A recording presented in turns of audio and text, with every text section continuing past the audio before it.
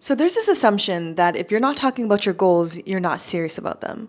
But sharing your goals can actually stop you from achieving them. And the women who are actually transforming their lives, they're the quietest ones in the room. By the end of this video, you're gonna know exactly why keeping your goals private is one of the most powerful things that you can do. So you know that feeling when you are so excited about a new idea, so you want to tell someone.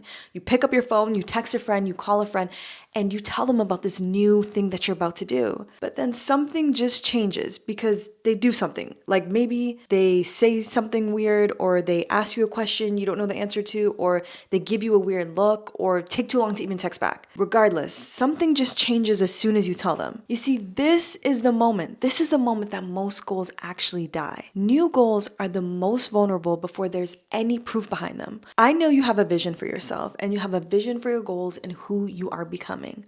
But the person that you are telling, they can't see that vision.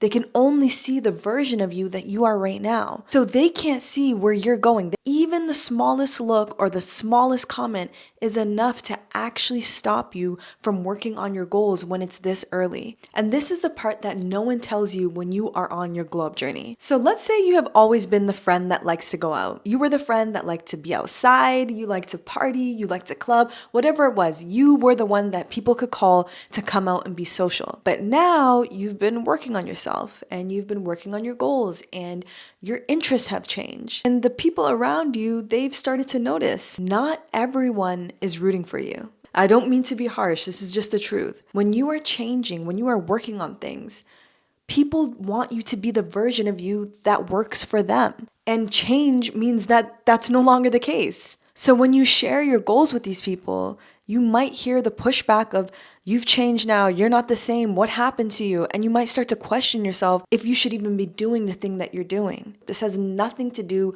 with you. It has to do with their fears around your change.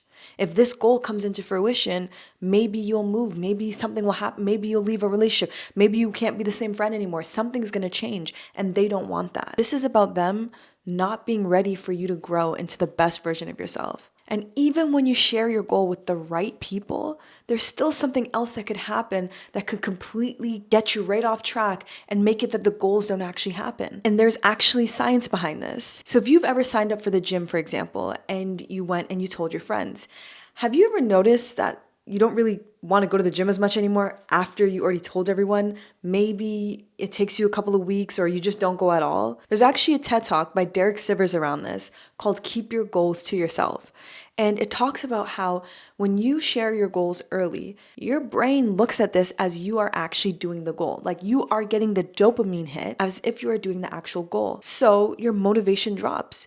You already got the good feeling around it. Your brain released the dopamine, and now you don't really want to go to the gym anymore, or you don't want to start the project anymore, or you don't want to do that thing that you told yourself you would do because the motivation actually dipped after talking about it. And this is especially true for big identity goals, like becoming the best version of yourself or stepping into a new chapter in your life. So you really need to protect those goals. And I know a lot of people will tell you to put it on Instagram, put it on TikTok, put it on YouTube, write a Substack, share it with everybody. Let everyone know exactly what you're doing, because that's the society that we live in now. But there's something that happens when you do that, when you share it on your socials.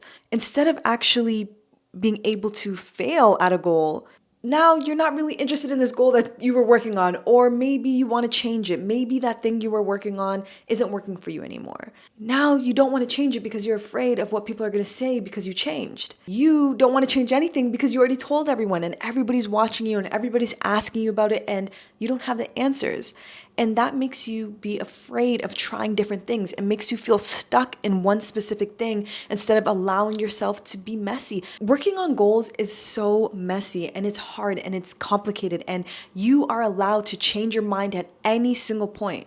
But when you have everybody on social media watching your goals, you are going to be afraid to change. You may keep yourself stuck in a place you don't want to be stuck in anymore just because people are watching you. But it's not just about having the freedom to fail privately. There's also something else that you get to experience when you keep your goals private that most people don't get to because they share it too much. Think about what it would be like to be living fully in the present, not narrating anything to anyone else, but fully in your own experience. When you stop sharing what you're working on, You get to be fully present in exactly the moment and the thing that you are doing for yourself. Without anybody else asking you questions, you get to be fully present in your own experience. When people know what you're working on, you stop living fully in your experience, and half of your brain is thinking about how you're gonna explain or narrate things to other people or social media. And something starts to build inside of you that no one can take from you, and no likes and no DMs will matter. That is self-trust. You start to build this self-trust and confidence within yourself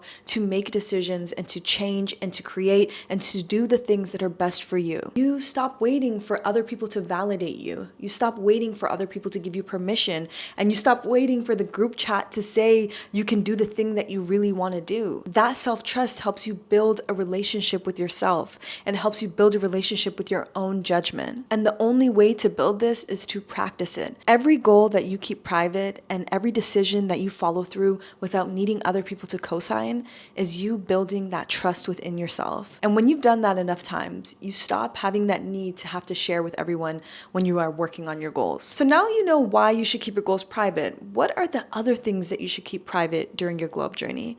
And how do you actually stop oversharing? I share this in my next video right here that I know you would love.